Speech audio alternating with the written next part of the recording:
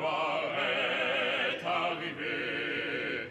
Contre nous de la tyrannie, l'étendard sanglant est levé. L'étendard sanglant est levé. Entendez-vous dans les campagnes crier ces féroces soldats. Ils viennent juger. Il y a 75 ans, prenait fin la guerre la plus meurtrière que l'humanité ait connue. Plus de 50 millions de femmes, d'hommes, d'enfants, dont la moitié de civils, périrent.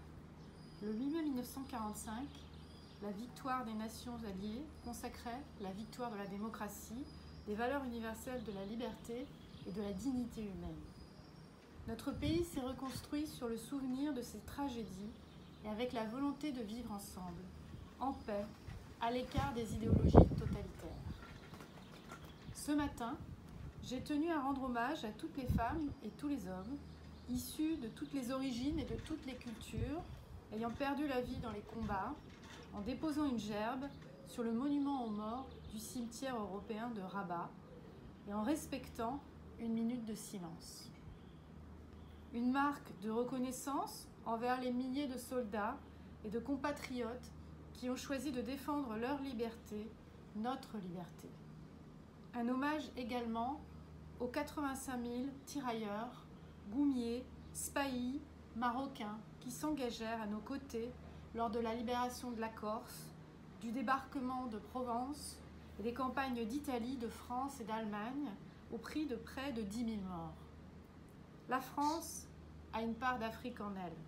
Cette part, c'est aussi celle du sang versé qui a valu au sultan Sidi Mohamed Ben Youssef d'être fait compagnon de la libération par le général de Gaulle en juin 1945 en reconnaissance des sacrifices consentis par son peuple afin de soutenir l'effort de guerre.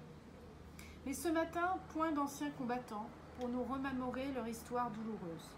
Point de lycéens, comme nous avions l'habitude de les réunir ici à Rabat, pour recueillir leurs témoignages et transmettre la mémoire.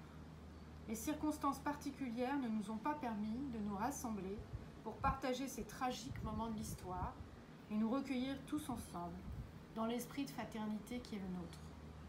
En effet, aujourd'hui, alors que nous nous souvenons des déchirures du passé, les cieux se sont à nouveau assombris.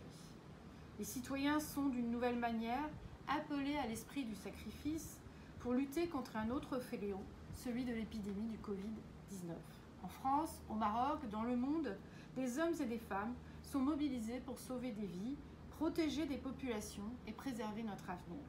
Que le courage de leurs aïeux les guide dans cette épreuve. Je leur témoigne toute ma solidarité.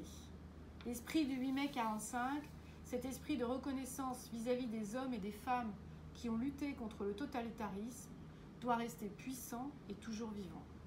Plus que jamais, en cette période inédite, alors que notre liberté de circuler est partout contrainte, nous devons porter haut et fort nos valeurs d'humanité afin de nous permettre de maintenir notre premier droit fondamental, celui à la santé et à la vie, en souvenir de nos frères d'armes marocains, tirailleurs, goumiers et spahis qui se sont illustrés à nos côtés.